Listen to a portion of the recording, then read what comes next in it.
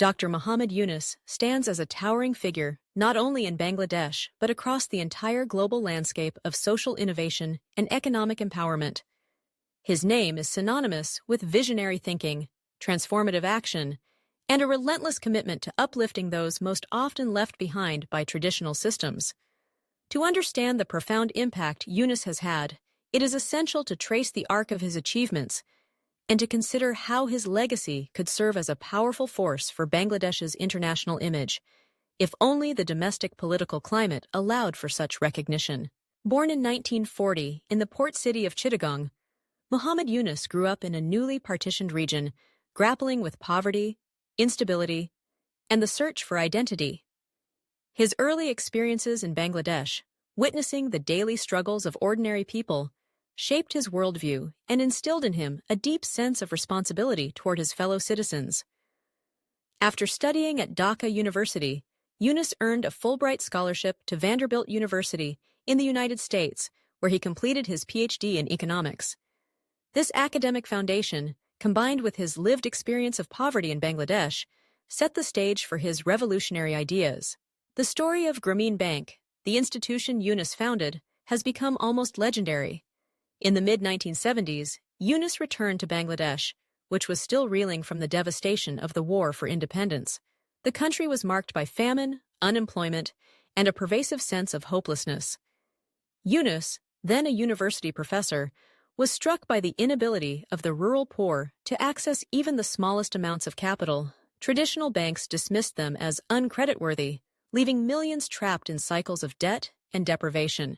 Yunus believed that this was not a problem of character, but of structure. He posited that the poor were not inherently risky borrowers. Rather, it was the banking system that was fundamentally flawed. In 1976, he began a bold experiment, lending small sums of money, often just a few dollars, to women in the village of Jobra. These microloans enabled recipients to start small businesses, buy livestock, or invest in tools and seeds. The results were astonishing. The vast majority of borrowers repaid their loans on time, and their lives were transformed. What began as a small pilot project soon evolved into Grameen Bank, which formally opened in 1983. The bank's model was radical in its simplicity: lend to the poorest of the poor, especially women, without requiring collateral. Instead, Grameen relied on social trust and peer support, organizing borrowers into small groups that encouraged mutual responsibility and accountability. This approach not only provided financial resources, but also fostered a sense of solidarity and empowerment among the borrowers. The impact of Grameen Bank has been nothing short of extraordinary. Over the decades, it has disbursed billions of dollars in microloans to millions of people, with a repayment rate consistently above 95%. The vast majority of Grameen's clients are women, reflecting Yunus's belief that empowering women is the key to sustainable development. The ripple effects have been profound. Families lifted out of poverty, children sent to school, communities revitalized, and a new sense of possibility ignited. Yunus's work with Grameen Bank did not go unnoticed. In 2006, he and the bank were jointly awarded the Nobel Peace Prize. The Nobel Committee recognized their efforts to create economic and social development from below, highlighting the vital link between peace, development, and the empowerment of the marginalized. The award brought global attention to microfinance and cemented Yunus's status as a pioneer of social entrepreneurship. But Yunus did not stop with microcredit. He has been a tireless advocate for the concept of social business, enterprises designed to address social problems in a financially sustainable way, rather than maximizing profit for shareholders.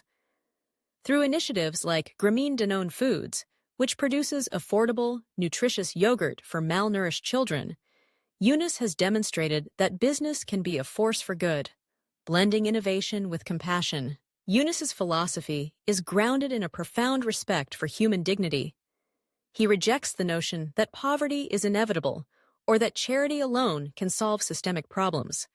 Instead, he insists on the agency and potential of every individual, arguing that given the right tools and opportunities, the poor can transform their own lives. This message resonates far beyond Bangladesh, inspiring movements for financial inclusion and social enterprise around the world. Given this remarkable legacy, it is no surprise that many people, both within Bangladesh and internationally, see Yunus as an ideal ambassador for his country. His story embodies the values of resilience, creativity, and compassion. He has shown the world that Bangladesh is not defined by its challenges, but by its capacity for innovation and its commitment to human development. In an era where nation branding is increasingly important, Yunus offers a compelling narrative that could elevate Bangladesh's global standing. From the perspective of economic diplomacy, Yunus's prominence could attract investors who value innovation, sustainability, and social impact. His reputation as a Nobel laureate and a champion of the poor would signal to the world that Bangladesh is a hub of creative solutions and ethical business practices. This could open doors for partnerships, investments, and collaborations that benefit the entire nation. In terms of public diplomacy, Yunus's story enhances Bangladesh's reputation as a peaceful, people-centric society. His emphasis on nonviolence, inclusion, and community empowerment aligns with the values that many countries seek to promote on the international stage. By highlighting Yunus's achievements, Bangladesh could position itself as a leader in sustainable development and social progress.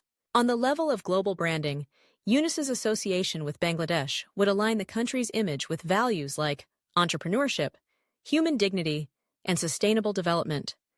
In a world where perceptions matter, having a figure like Yunus as the face of Bangladesh could shift narratives and challenge stereotypes, presenting a more nuanced and inspiring picture of the country. Yet, despite these clear strategic advantages, the reality within Bangladesh is far more complicated. The relationship between Dr. Yunus and the government, particularly under Prime Minister Sheikh Hasina, has been fraught with tension for many years. Allegations, lawsuits, and official criticisms have created a hostile environment that makes it unlikely for Yunus to be officially celebrated as a national icon, at least under the current leadership. The roots of this antagonism are complex, involving political rivalries, personal differences, and broader debates about the direction of the country. Some in the government have accused Yunus of overstepping his bounds, challenging the authority of elected officials, or pursuing international recognition at the expense of national interests. Others see the attacks on Yunus as politically motivated, aimed at undermining an independent voice who commands immense respect both at home and abroad. The legal and political pressures faced by Yunus have been widely criticized by international observers, who see them as attempts to silence dissent and stifle innovation. For many Bangladeshis, the treatment of Yunus is a source of frustration and disappointment.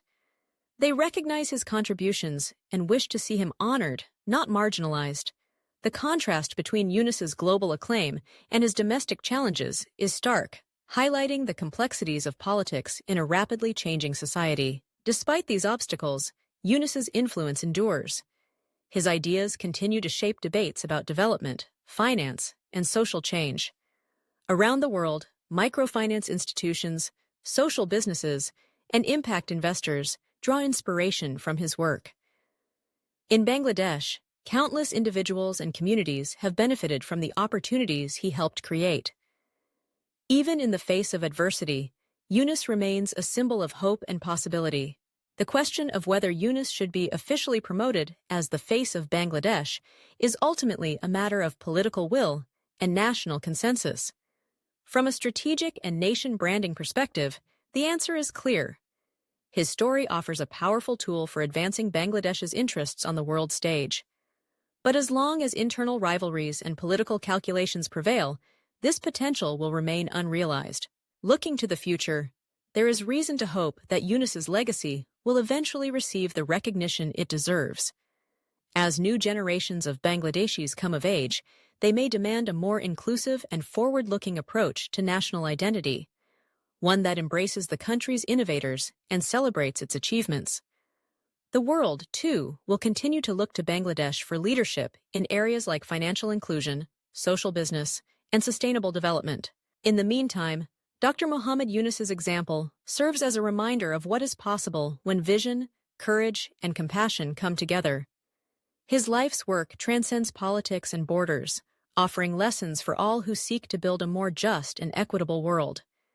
Whether or not he is officially recognized as the brand ambassador of Bangladesh, his impact is indelible, and his story will continue to inspire for generations to come. In the end, the true measure of a nation lies not in its official pronouncements, but in the values it upholds and the people it chooses to honor.